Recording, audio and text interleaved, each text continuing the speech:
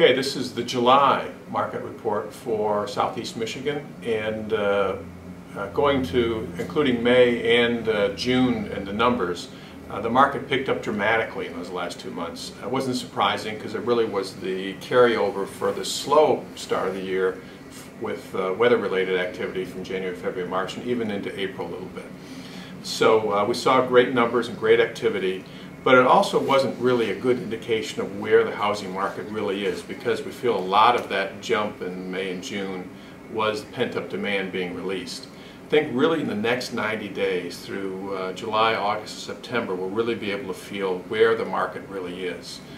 We have some positive things in the market. Certainly listing inventories are low. Buyer activity is very strong. We do think buyer activity is probably less than it was last year, but so is the listing inventory, so it feels about the same as far as market activity. The cost of owning a home is about 20% more this year than last year. So we do know that some buyers probably are pulled out of the market because of that reason. On the other hand, rates are still low. Values, although they've come up quite a bit, are still low. So we think there's still a lot of buyer demand in the marketplace. Now, specifically for Western Wayne, Oakland, Livingston, and Macomb counties, the market showed, just as we said earlier, the market activity is very strong for sales.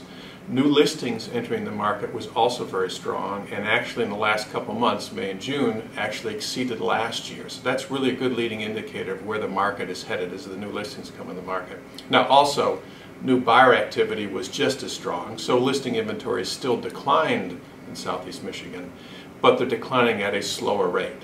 And we're watching that very closely, because as that decline rate slows, at some point it turns to positive and we actually will start to see listing inventories rise.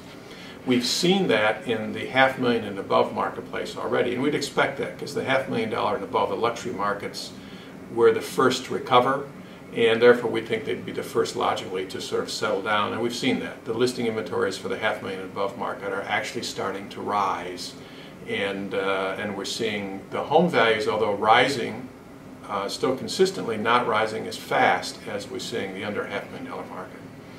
Overall, you can expect for the next few months much of the same, and actually into next year, much of the same what we're seeing. Only a little bit month by month, the market coming a little bit more closer to balance, so that frenzied activity will slow a little bit, and we'll probably start to see through the balance of this year, instead of showings being measured in terms of showings per day, it'll be more like showings per week for listings, and for offers, instead of having offers per week or even sometimes offers per day, we'll move more towards the normal world of offers per month. So we're not there yet, and we'll see in the next 90 days whether there's still some pent-up demand still to be released, but that's where we're headed in the market for the balance of this year into next year.